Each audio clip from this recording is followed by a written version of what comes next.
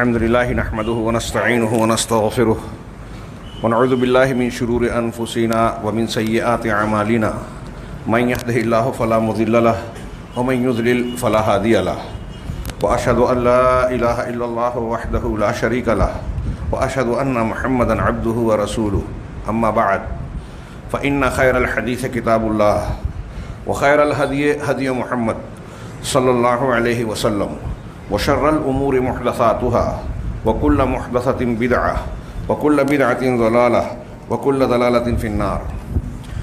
أعوذ بالله من الشيطان الرجيم. بسم الله الرحمن الرحيم.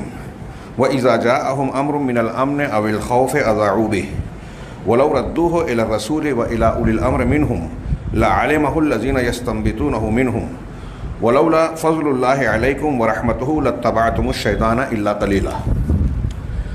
محترم حاضرین، ہم سب جانتے ہیں، دیکھ رہے ہیں کہ آج کے دن میں خبروں میں سب سے بڑی خبر، مسئلوں میں سب سے بڑا مسئلہ اسرائیل اور فلسطین کا مسئلہ ہے. ہر سطح پر یہی موضوع بحث ہے اور ہونا بھی چاہیے کئی اعتبار سے. لیکن کیا جو کچھ ہو رہا ہے اور موضوع بحث خاص طور سے ہمارے درمیان جس طرح بنتا ہے، اس سے متعلق جو رد عمل ہمارے سامنے نظر آ رہا ہے، کیا واقعی وہ قرآن و حدیث کی تعلیمات کے مطابق ہے؟ یہ قابل غور ہے.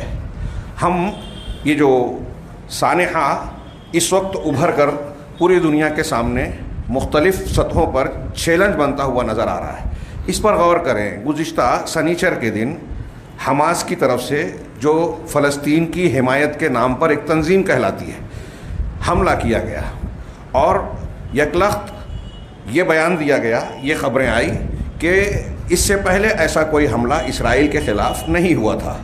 اسرائیل کے زمین میں ایک کافی حد تک کئی 30 کلومیٹر تک اندر داخل ہو گئے، ان کے کئی مقامات پر حملہ کیا، جس میں ان کے بیان کے مطابق 1100 افراد، جس میں 140 کے لگ بھگ فوجی شامل ہیں، اسرائیلی ہلاک ہوئے. یہ پہلی خبر تھی اور اس خبر کے رد عمل میں اسرائیلی وزیر اعظم، وزیر دفاع، فوج کے سربراہ کی جانب سے انتہائی سخت قسم کے دھمکی آمیز بیانات آنے لگے کہ اس کا سخت انتقامی جواب دیا جائے گا، غزہ کو کھنڈر بنا دیا جائے گا اور ایسا حملہ کیا جائے گا کہ یہ 50 سال تک اسے یاد رکھیں گے، کبھی فراموش نہیں کر پائیں گے. ان کے یہ بیانات خود چغلی کر رہے تھے کہ وہ اسرائیل کی مظلومیت کو بتا رہے ہیں اور غزہ پر یا فلسطین کے مسلم علاقے، جس میں خاص طور سے سنی گھنی آبادی کے علاقے ہیں، اس پر حملہ کرنے کے لیے یہ اس قسم کے بیانات دینا ضروری تھا.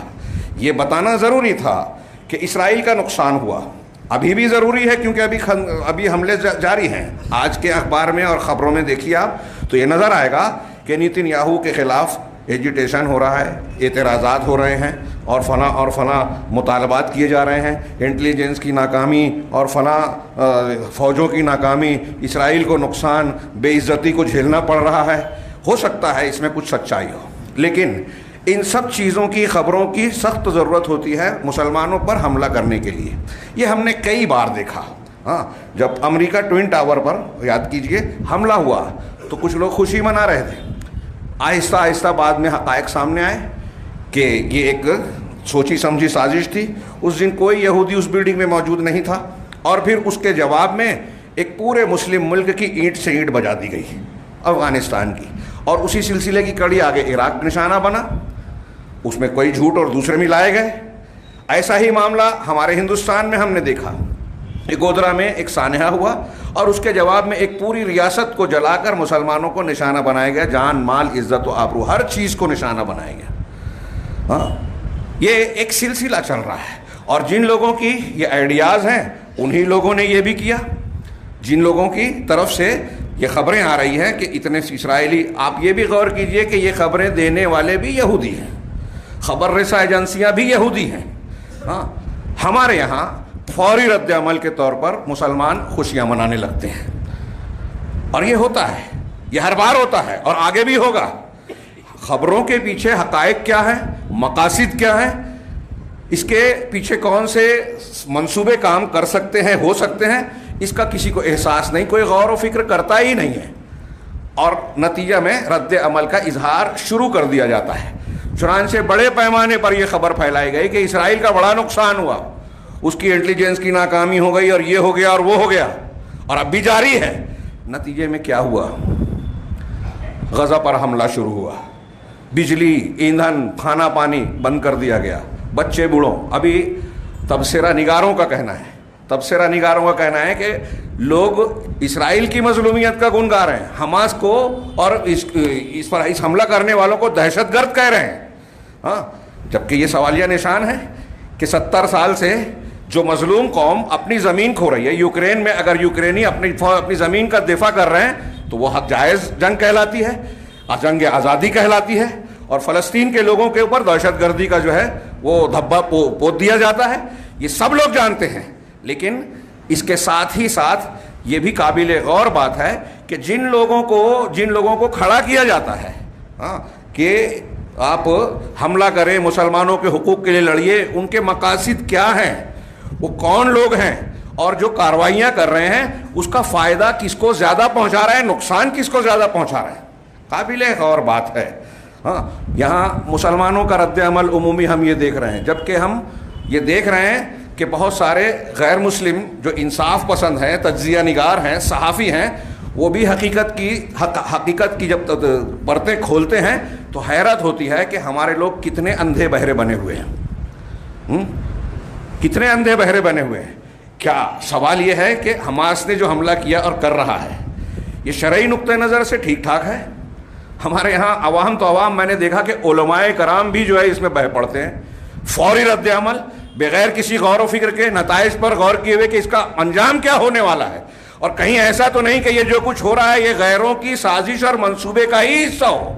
ہمارے پورے عالم اسلام میں مسلمان یہودی ایجنڈوں پر قدم قدم پر عمل کر رہے ہیں، مسلکی جھگڑا، مسلمانوں کے خلاف جو ہے خبریں پہنچانا، ان کے خلاف آئیڈیاز دینا، ان کے چیزوں کا استعمال، ان کی پالیسیوں کو اپنے نوجوان مردوں اور عورتوں تک پہنچانا، سب کچھ ان کے ایجنڈے پر عمل ہو رہا ہے، یہاں بھی ہو رہا ہے، اور ہم خوش ہوتے ہیں۔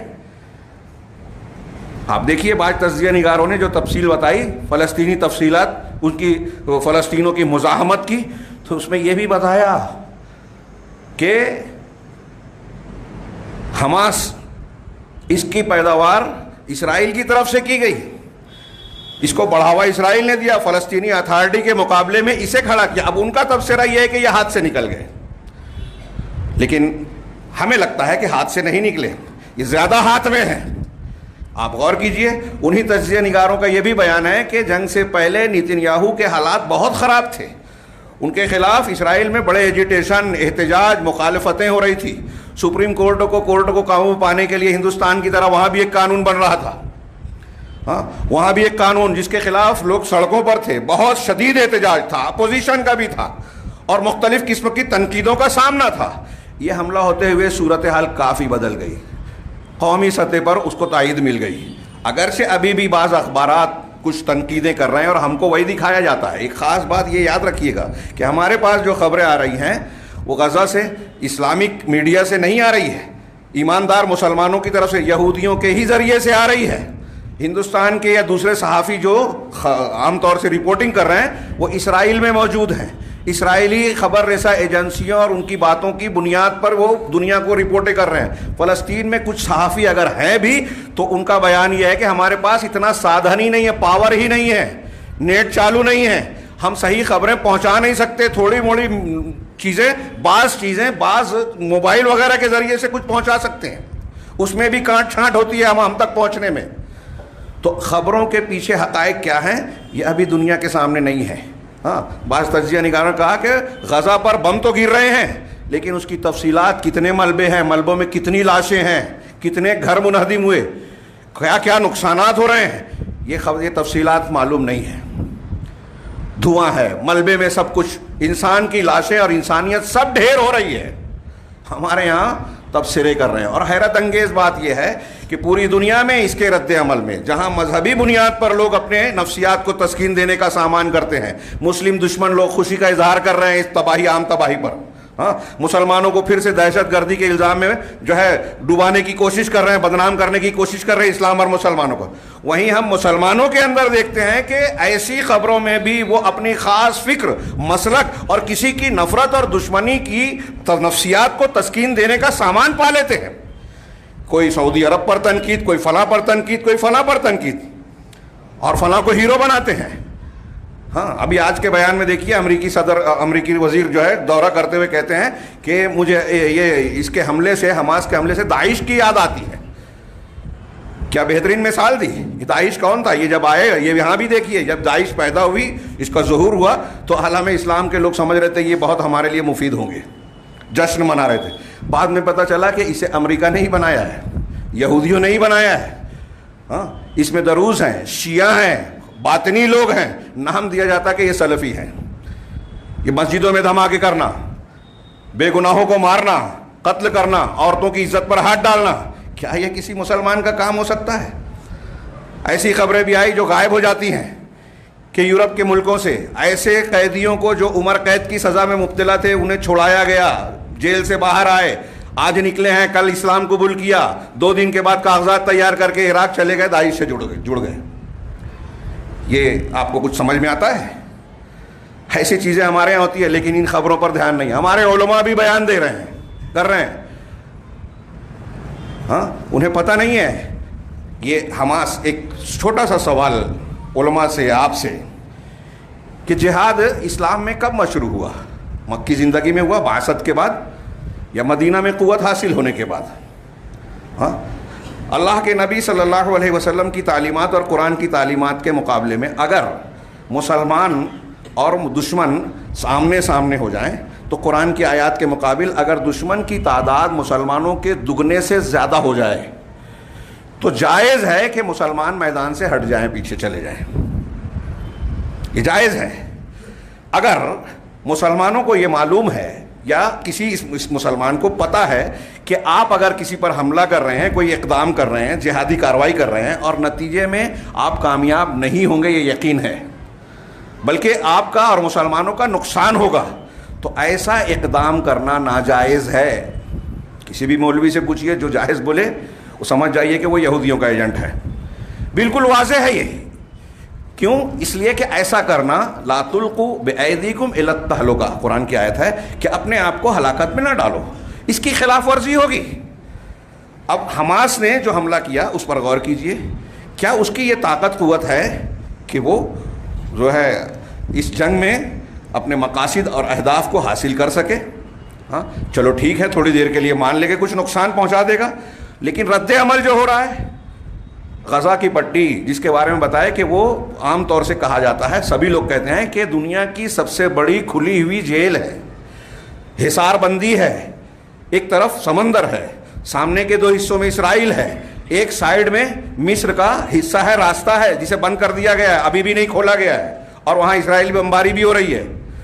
ہاں، ایئرپورٹ پہلے تباہ کیا جا چکا ہے، راستے بند ہیں، مخدوش ہیں۔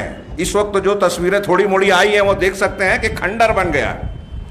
23 لاکھ مسلمانوں کی آبادی ہے جس میں اکثریت سنیوں کی ہے۔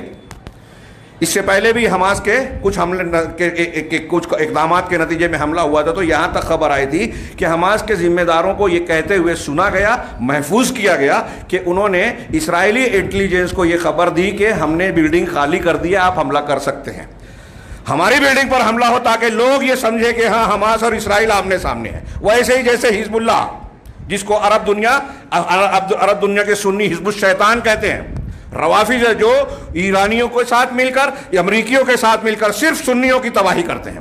آپ اگر صابرہ، شتیلہ اور فلسطین کے دوسرے کیمپوں کی پرانی داستانیں سنیں گے تو وہاں معلوم ہوگا کہ لبنان میں، فلسطین میں جو مسلمانوں کے کیمپ تھے، سنیوں کے کیمپ تھے، وہاں نوجوان لڑکیوں کی عزتوں کو تار تار کیا ان حزب اللہ کے لوگوں نے، امریکیوں اور غیر اسلامی دنیا کے لوگوں کی نظروں کے سامنے، ان کی طاقت کے سامنے ان کو لوٹا، مارا، قتل کیا، اور یہ سلسلہ آج بھی جاری ہے۔ تو آپ سوچئے کہ 23 لاکھ لوگ، کل کی ایک رپورٹ دیکھ رہا تھا، وہ بتا رہے تھے کہ 4 لاکھ غزہ کے لوگ ہیں جن کے پاس اس وقت پانی نہیں پہنچ رہا ہے. پہلے ہی سے بہت محدود پانی کی سپلائی تھی, وہ بھی کٹ کر دی گئی. بجلی بند, ایندھن کی پہنچائی بند, ہسپتال بھرے ہوئے ہیں. لوگوں کی پناہ کے لیے اقوام متحدہ کے اسکول اور اسپتال ہی بچے ہیں جو بھر چکے ہیں. دوائیں نہیں ہیں, غذائیں نہیں ہیں, کہ بجلی نہیں ہے, ہاں, اور نہ جانے کیا کیا پریشانیاں ہیں. اس میں لوگ اپاہج ہو رہے ہیں. کتنے لوگ مر گئے ابھی تک صحیح تعداد نہیں معلوم. جو کچھ بول رہے ہیں لوگ اندازہ بیان کر رہے ہیں, کسی کے پاس کوئی محفوظ ذریعہ نہیں ہے. غزہ کے حالات کا علم نہیں ہے. لہذا بتائیے کہ کیا یہ جہاد ہے جہاں مسلمانوں کی جانیں بے دریغ جا رہی ہے, ان کے مکانات اور املاک بے طرح سے تباہی کا شکار ہو رہے ہیں. جو خبریں جھوٹی سچی آ رہی ہیں اس کے مطابق بھی غزہ کو کھنڈر میں تبدیل کر دیا, اور یہ بیان دیا جا رہا ہے اسرائیلی ذمہ داروں کی طرف سے, اتھارٹی کی طرف سے, کہ غزہ کو ہم کھنڈر بنا دیں گے, تباہ کر دیں گے, 50 سال تک نہیں بھول پائیں گے. کیا اس سے آپ خوش ہوتے ہیں؟ اپنے بچوں کو وہاں رکھیے جہاں اس کی ٹانگ کٹ گئی ہے, کھانے کے لیے کھانا نہیں ہے, پینے کے لیے ایک قطرہ پانی نہیں ہے, بجلی نہیں ہے, سونے کے لیے کھلی چھت ہے, کھلا آسمان ہے, چھت نہیں ہے, اور آپ خوش ہو رہے ہیں کہ اسرائیل کے کچھ لوگوں کو کچھ نقصان پہنچا دیا گیا. حیرت ہوتی ہے. اور اس میں بھی جو ہے مسلکی نفسیات کو تسکین پہنچانے کا سامان. کتنا انحطاط اور پستی ہے. مسلمان کتنے بے وقوف ہو گئے ہیں. یہ دنیا عالم کفر اچھی طرح سمجھتا ہے کہ ان کو کیسے خوش کیا جائے 2 خبروں کے ذریعے سے, اور پھر ان کی اینٹ سے اینٹ بجائی جائے, یہ خوشی رہیں گے. بعد میں ریلیف کا, میمورنڈم کا, احتجاج کا, یوم دعا کا ڈھونگ پہنچائیں گے. میں ڈھونگ کہہ رہا ہوں. اسرائیلی مسلمانوں کے لیے ہمدردی کا مظاہرہ کرنے والے مسلمان اپنے پڑوسی کا حق ادا نہیں کرتے, اپنے بھائی کے ساتھ جھگڑا کرتے ہیں, ان کے حقوق مار رہے ہیں. آپ اپنے مسلمان بھائیوں کو مار رہے ہیں, وہاں کے مسلمانوں کے لیے ہمدردی کا مظاہرہ کر رہے ہیں. وہ یہاں آ جائیں تو آپ ان کا بھی گلا کاٹیں گے, جھوٹ بولیں گے, بے ایمانی کریں گے, حق ماریں گے. کون سا دین ہے؟ اس پورے تناظر میں ایک مسلمان کا موقف کیا ہونا چاہیے؟ سب سے پہلے میں آج کے خطبے میں یہ کہنا چاہتا ہوں, خاص طور سے نوجوانوں کو, نئی نسل کے ان لوگوں کو جو واٹس ایپ پر, جدید وسائل پر, فیس بک اور ان پر بہت سرگرم عمل رہتے ہیں, خالص غیر اسلامی طریقہ کار کو اختیار کرتے ہیں, یہودیوں اور غیر مسلموں کے ایجنڈے پر عمل کرتے ہیں. وہ صرف 2-4 بہت محدود وقت ہوتا ہے, میں سب پہلوؤں پر گفتگو نہیں کر سکتا. ایک پہلو یہ کہ خبروں پر جلد بازی نہ کی جائے اور اپنا دائرہ عمل سمجھا جائے. ہر انسان کا اپنا دائرہ عمل ہے. جو کام ہمارا نہیں ہے وہ ہمیں نہیں کرنا چاہیے. کوئی بہت ماہر انجینئر ہے, اسے آپ سرجری کا کام دے دو جو ڈاکٹر کا کام ہے, کوئی کسائی کو دے دو کہ آپ جو ہے پیٹ کاٹ کے جو اپینڈکس نکال دو, تو کیا ہوگا نتیجہ؟ دین کے معاملے میں, شریعت کے معاملے میں, عوام کے معاملے میں یہی کچھ ہوتا ہے. یہ 2-4 روایتیں, قرآن کی ایک آیت میں پیش کر رہا ہوں. جو میں نے تبصرے کیے وہ بہت ادھورے ہیں اور اس میں احتیاط بھی ضروری ہے. ہاں, یہ بات یاد رکھیے کہ حماس کے تعلق سے سنی علماء کا یہاں تک کہنا ہے کہ اس میں یا اس پر عمل دخل زیادہ تر روافظ کا ہے, شیعوں کا ہے, جنہوں نے تاریخ میں کبھی سنیوں کو فائدہ نہیں پہنچایا. سنیوں کو, اسلام کو نقصان پہنچانے کے لیے ہمیشہ غیروں کا ساتھ دیا ہے. صحابہ کی تکفیر کی ہے, نئے نئے مسلک بنائے ہیں, حدیثیں گڑھی ہیں, قرآن کو مجروح کیا ہے, قرآن کو مشکوک بنایا ہے. صحابہ کرام ان کا سب سے اول نشانہ ہے, اور سنیوں کی سے دشمنی ان کے دین اور مسلک کی بنیادوں میں شامل ہے. اس لیے ہمیشہ نقصان پہنچایا ہے, ہمیشہ غیروں کا ساتھ دیا ہے. آپ کو عالمی میڈیا میں, ہمارے میڈیا میں یہ نظر آئے گا کہ امریکہ ایران سے خفا ہے, بیان بازی کر رہا ہے, حملہ نہیں کرے گا, اسرائیل نہیں کرے گا. اسرائیل کی یہودیوں کی دوسری بڑی آبادی ایران میں ہے, تجارتی تعلقات ہیں, عہدوں پر ہیں, آپس میں گہرے مراسم ہیں, خفیہ طور سے لین دین ہیں, اور یہی معاملہ اخوانی اور جماعت اسلامی کا بھی ہے. ہاں, میں کوئی ہوائی بات نہیں, منبر رسول سے کہہ رہا ہوں اور کھل کے کہنے پر مجبور ہوں. بہت کھلواڑ ہو چکا ہے, اب کچھ ہوش میں آئیے, مسلمانوں کو ہوش میں آنا چاہیے. ہمارے درمیان ایسے لوگ موجود ہیں جو غیروں کے ایجنڈے پر عمل کرتے ہیں, اور ہم چھوٹی موٹی باتوں پر خوش ہو کر بلا نتائج اور گہرائی میں جائے ہوئے نتائج پر غور کیے بغیر رد عمل کا اظہار کرتے ہیں, جو ہمارا رد عمل ان کے لیے مفید ہوتا ہے.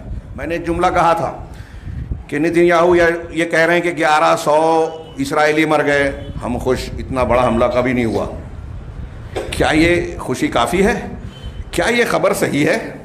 ہاں, ٹوئن ٹاور کا معاملہ یاد کیجئے.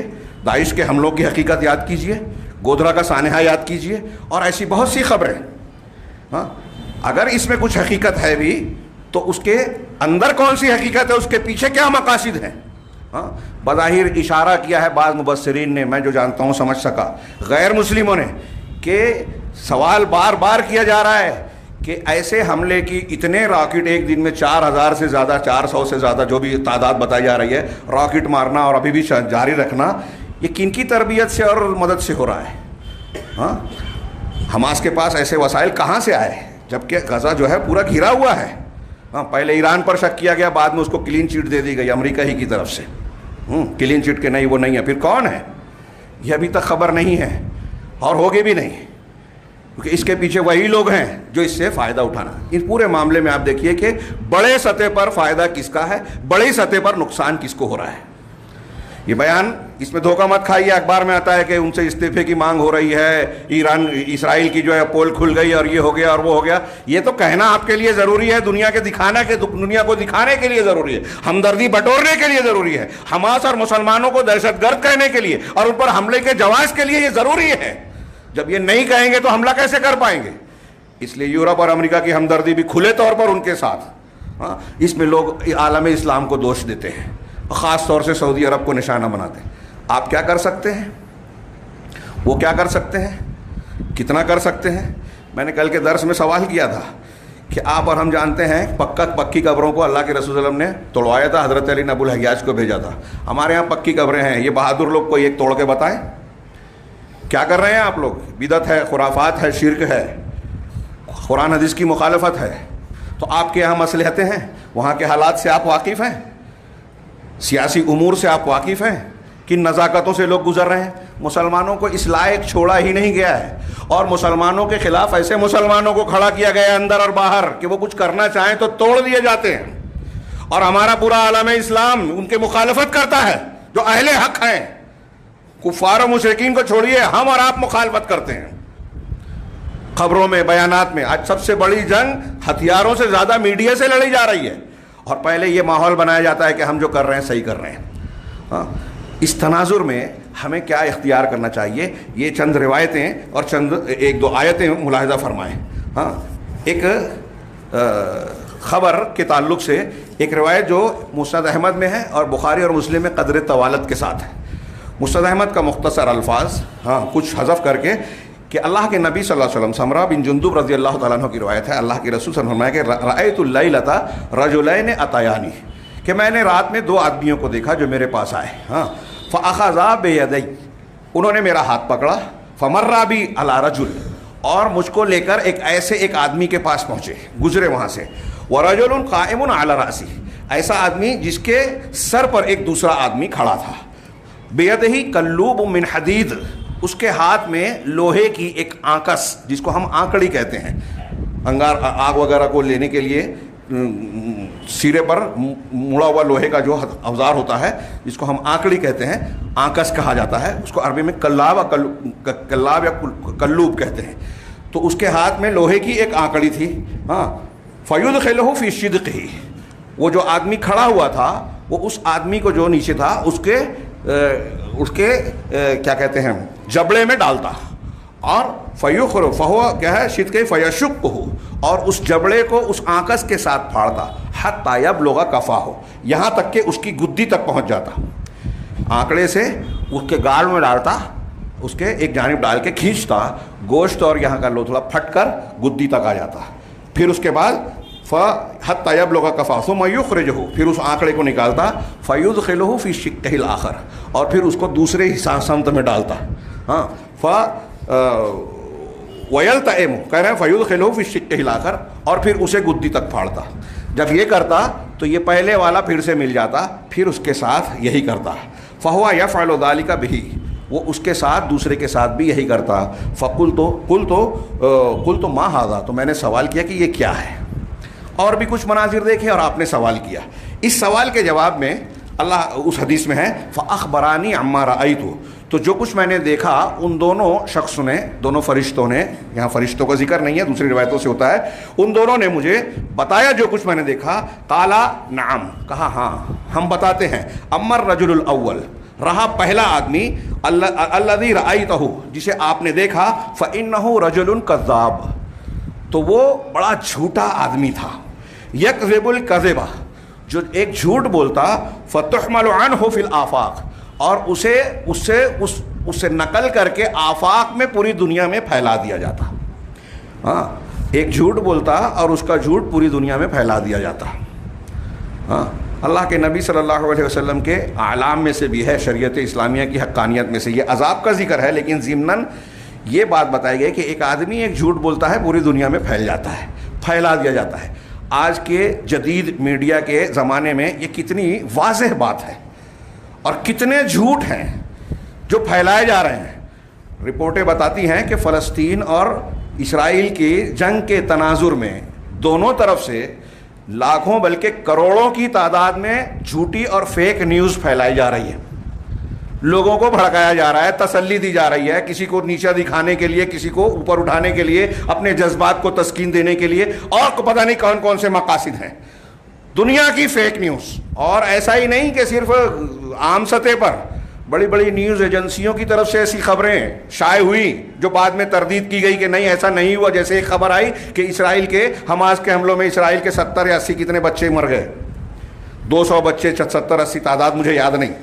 ہاں، اور بڑی بڑی نیوز ایجنسیوں میں بڑے بڑے مقامات پر ملک دنیا کے چھپ گئی. اس کے چند گھنٹوں کے بعد اس کی تردید آتی ہے اسرائیلی جو ہے فوج کی طرف سے، ان کے ذمہ داروں کی طرف سے.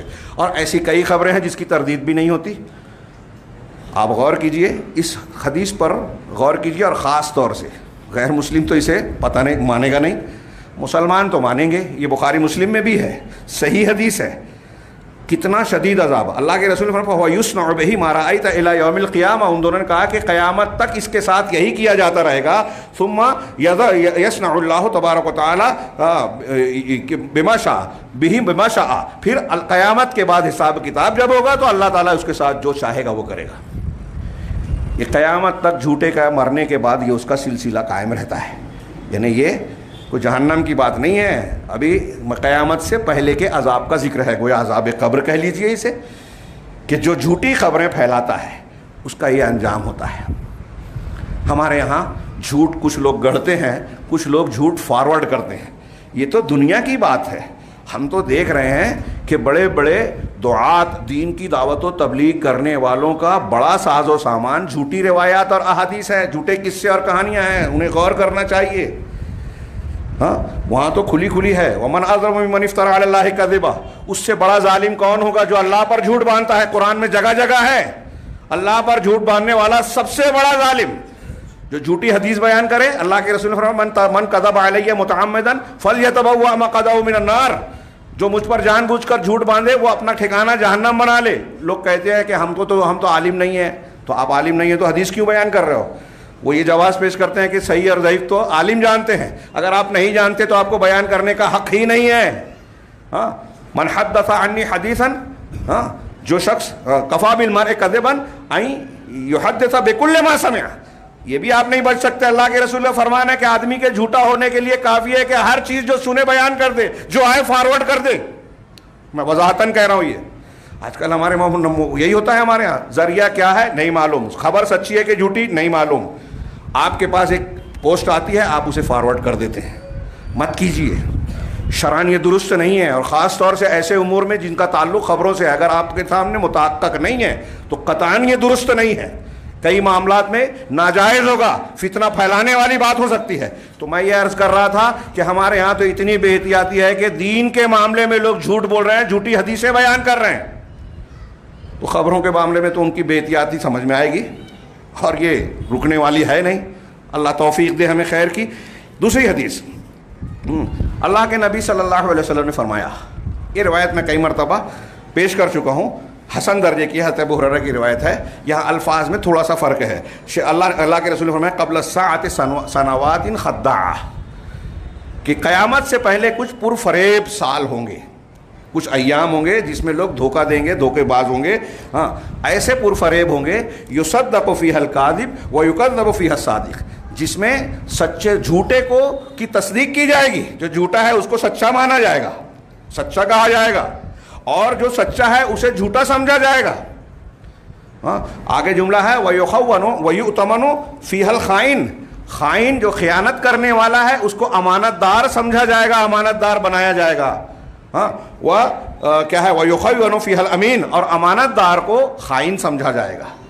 کتنی واضح بات ہے، اللہ کے رسول صلی اللہ علیہ وسلم کی سچائی کی دلیلوں میں سے ہے. آج ہم سماج میں دیکھ لیں اپنے ارد گرد میں، جو اچھا ہے اس کو برا مانا جاتا ہے، جو برا ہے اس کو اچھا کہا جاتا ہے. ہاں ایماندار کو بے ایمان، بے ایمان کو ایماندار، خائن کو عہدے دیے جاتے ہیں، ہاں ذمہ داریاں دی جاتی ہیں.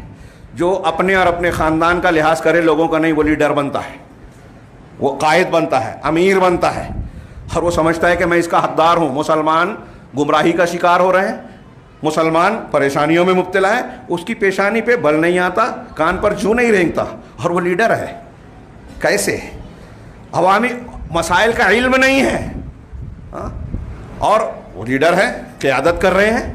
اور یہ بات صرف اسرائیل اور فلسطین کے تناظر میں نہیں، ہمارے گھروں اور سوسائٹی میں دیکھیے آپ کہ ہمارے سماج اور معاشرے میں اچھوں کی برائیاں کی جا رہی ہے کہ نہیں، بروں کو اچھا کہا جا رہا ہے کہ نہیں، ذمہ داریاں اور امانت داریاں کسے دی جا رہی ہے، کیا صلاحیت اور اہلیت دیکھی جاتی ہے؟ لوگ مصلحتوں کا شکار ہو کر ایسے لوگوں کو عہدہ دے دیتے ہیں جو اس کے اہل ہی نہیں ہیں، کہ ہم بولیں گے تو پھنس جائیں گے، آپ کے بولنے سے آپ پریشان ہوں گے، لیکن اس کے عہدیدار بننے سے پوری قوم کا نقصان ہوگا، اس کا لحاظ نہیں ہے.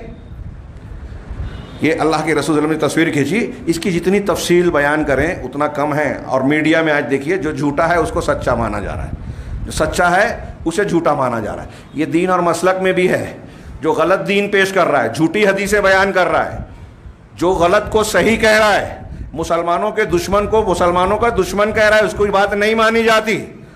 اور جو کہتا ہے کہ توحید والے جو ہے وہ دین کے دشمن ہیں، وہ امریکہ کے دوست ہیں، وہ بزدل ہیں، وہ لوگ مان لیتے ہیں. علماء بھی مان رہے ہیں ہمارے یہاں.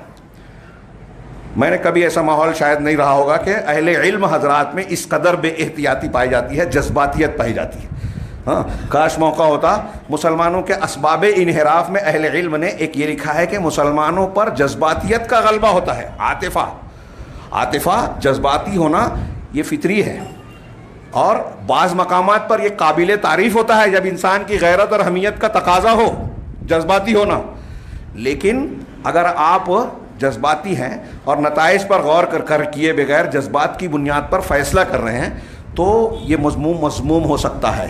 جب آپ کے جذبات عقل کے خلاف ہوں اور آپ کی عقل شریعت کے خلاف ہو، لہذا جذبات کو عقل کا اور عقل کو شریعت کا تابع ہونا چاہیے. لیکن اتنی فرصت کا ہے ہمارے یہاں، فوری جذباتی رد عمل مسلمانوں کا عام مزاج اور شیوا. اس نفسیات کو غیر مسلموں نے اتنا اچھا سیکھا ہے کہ ایک خبر آپ بیان کریں، غیر مسلم جو ہمیں نقصان پہنچانے کے لیے آمادہ ہوتا ہے ہمارے درمیان آ کے قرآن کی ایک آیت پڑھتا ہے، ترجمہ کرتا ہے، ہم خوش ہو جاتے ہیں، یہ مسلمانوں کا دوست ہے، اسلام کا بہت تالیاں بجتی ہے، سبحان اللہ اور الحمدللہ کہتے ہیں. یہ جذباتیت، اور ہر معاملے میں چھوٹے سے لے کر بڑے تک ہمارے ہاں جذباتیت غالب ہے، جلد بازی ہے. جلد بازی کی بات ابھی آگے بیان کروں گا. اللہ کے رسول صلی اللہ علیہ وسلم نے اس حدیث میں آگے فرمایا وَيَنْتِقُ فِيهَا الرُّوَيْبَضَةُ، اور ان سالوں میں رویبضہ بات چیت کریں گے، منہ کھولیں گے، بولیں گے، میڈیا پر ہر قسم کی باتیں کریں گے. ہاں تو کہا گیا کہ رویبضہ کون ہے؟ قیل ومن رویبضہ قال، اللہ کے رسول کے الفاظ ہیں رویبضہ کون ہے؟ السفیہ یتکلم فی امر العامہ. سفیہ نادان، بے وقوف، جو بھی ترجمہ کریں، ہاں بے عقل بے وقوف آدمی عمومی عوام کے معاملات میں بات چیت کرے گا، علامہ بن کے تجزیہ تبصرہ کرے گا. آج ہمارے یہاں دیکھیے ہوٹلوں پہ باکڑوں پہ چلتے پھرتے لوگ، ہاں جو اپنے گھر کا مسئلہ نہیں سلجھا سکتے، ہاں اپنے بیٹے کو نمازی نہیں بنا سکتے، سعودی عرب کو دین سکھاتے ہیں، ہاں اہل حق کو دین کی تعلیم بتاتے ہیں. عوام لوگوں کے معاملے میں، عوام کے معاملے میں یہ رویبضہ بات کریں گے، بے وقوف، اللہ کے رسول نے فرمایا. اور صحیح مسند احمد کی ایک دوسری روایت میں ہے کہ پوچھا گیا رویبضہ کون ہے، تو کہا الفویسق یتکلم فی امر العامہ. فاسق کی تصغیر ہے فویسق، یعنی گھٹیا قسم کا گناہ گار آدمی. آج کی زبان میں اس کا ترجمہ کر لیے سڑک چھاپ، آوارہ، فویسق، فاسق و فاجر آدمی، یہ مسلمانوں کے عمومی معاملے میں گفتگو کرے گا. آج جمہوریت مانا جاتا ہے، اس کو آزادی رائے کہا جاتا ہے، اسلامی مزاج نہیں ہے یہ. ہر کوئی ہر مسئلے میں بات کرتا ہے، جو نہیں جانتا اس میں بھی بولتا ہے، اور خاص طور سے دین میں بھی یہی مزاج بن گیا ہے۔ صحیح ضعیف کا فرق معلوم نہیں ہے، اور حدیثوں پر تبصرے ہوتے ہیں، حدیثوں کا انکار ہو جاتا ہے۔ غور کرنے کی بات ہے۔ ایک اور حدیث اللہ کے رسول صلی اللہ علیہ وسلم کی، میں روایتیں پیش کر کے بات کو ختم کرتا ہوں۔ امیر المومنین علی ابن طالب رضی اللہ تعالیٰ عنہ کا کہنا ہے، یہ ان کا قول ہے حضرت علی کا، لا تکونوا عجلا مضایعا بذرا۔ حضرت علی کہہ رہے ہیں اس زمانے میں کہ تم جلد باز نہ بنو، عجل جلد بازی کرنے والے نہ بنو، مضایع خبروں کو پھیلانے والے، راز کو نہ چھپانے والے، مذیاع ریڈیو کو بھی بولتے ہیں، اور اس آدمی کو کہتے ہیں جو راز نہ چھپا سکے، باتوں کو پھیلاتا ہو۔ ایسے آدمی کو کہا مضایع مت بنو، یعنی جو باتیں آ جائے اس کو پھیلانے والے، جو کچھ آئے آپ اس کو لوگوں تک پہنچانے لگو۔ بزرن نہ بن جاؤ۔ اس کی تشریح کی لوگوں نے کہ یعنی فتنہ اور فساد کو پھیلانے والی فتنہ اور فساد کی خبروں کو پھیلانے والے نہ بنو۔ وقت نہیں ہے کہ میں ایک لفظ کی جو تشریح کی گئی ہے عربی میں اسے بیان کروں، مفہوم میں نے بیان کیا۔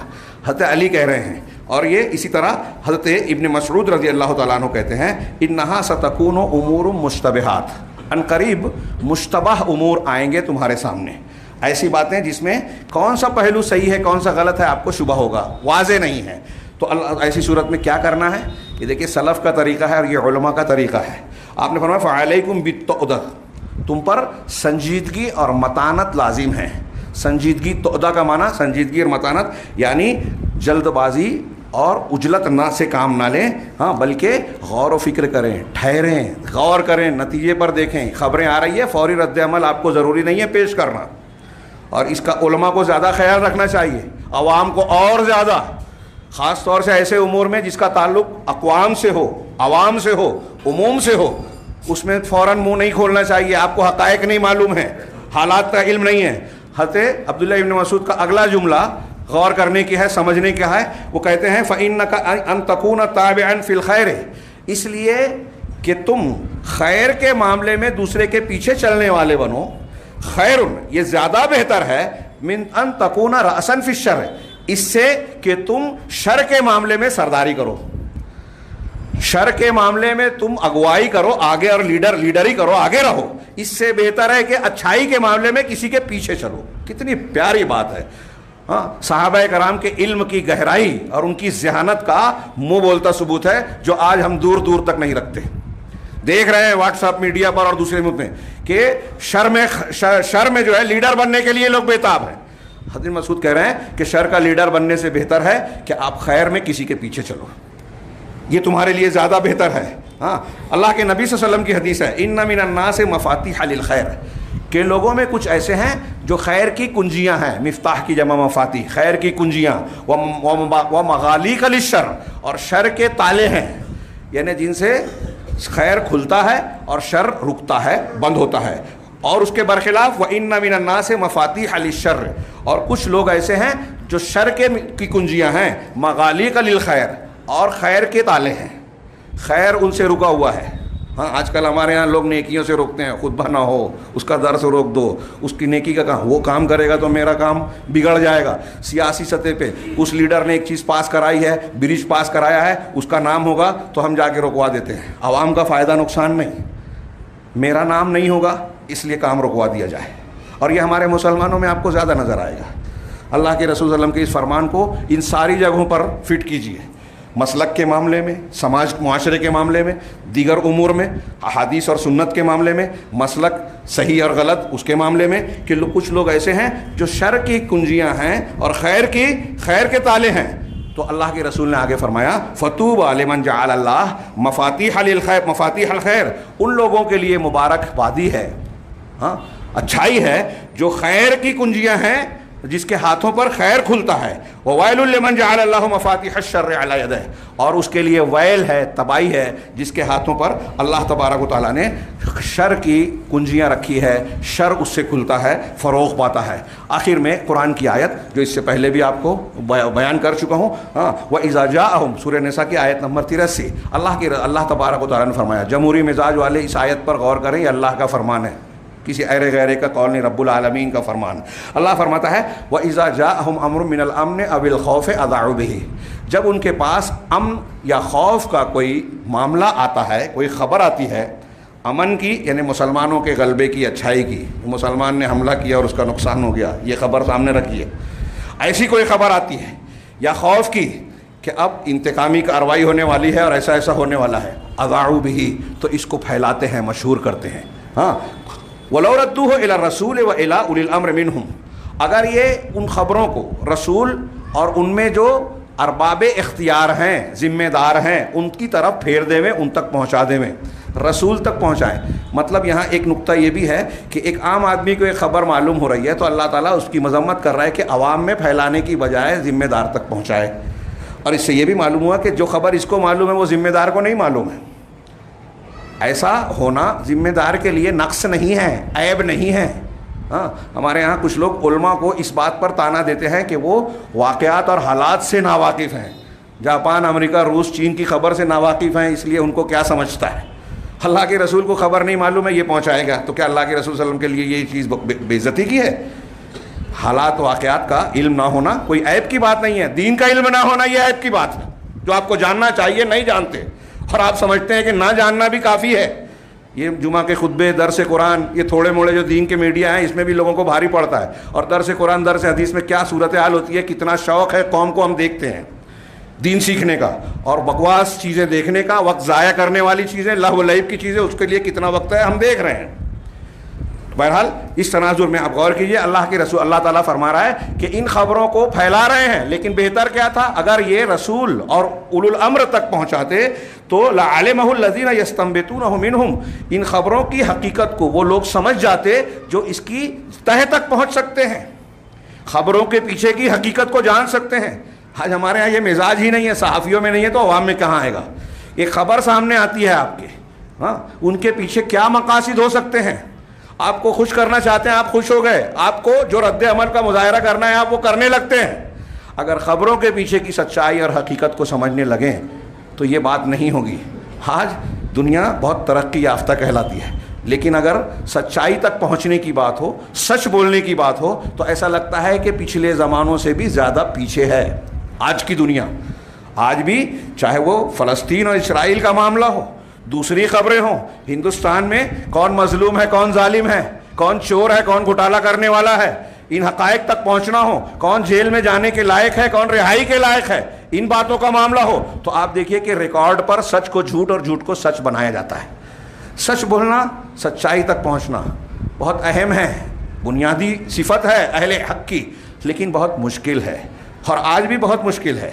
جھوٹ بولنا بہت بری بات ہے، لیکن جھوٹ کا دور دورہ ہے، غلبہ ہے، میڈیا میں، سیاست میں، عوام میں، سماج میں، ہر طرف، یہاں تک کہ دین میں جھوٹی حدیثیں، جھوٹی باتیں، جھوٹی حکایتیں، جھوٹی خبریں، اچھوں کو جھوٹ بول کر برا بنانا، بروں کو جھوٹ بول کر اچھا بنانا شیطانی کام، یہ غالب ہے دنیا میں بظاہر، اور یہی ہمارا امتحان ہے، فتنوں کا دور ہے. تو سچ کو حاصل کرنا آج بھی بہت مشکل ہے. تمام تر وسائل کے باوجود جھوٹی اور فیک نیوز کا زیادہ غلبہ ہے، سچ کھویا ہوا ہے. اصلی تاریخ ہمیشہ گم رہتی ہے، اور جس کو جہاں طاقت ملی وہ اپنے اعتبار سے اپنے آدمی کو لگا کے رپورٹ چھپواتا ہے، اپنے کارنامے گنواتا ہے، اپنے مخالف کا نام غائب کر دیتا ہے. ہندوستان کی تاریخ آزادی ہو، ہماری جماعتوں کی تاریخ ہو، آپ غور کر لیجئے، دیکھ لیجئے کہ جن کے کارنامے ہیں وہ پردوں کے پیچھے ہیں، اور جو لوگ کچھ نہیں کرتے ہیں وہ رپورٹوں میں سب سے زیادہ نمایاں نظر آتے ہیں.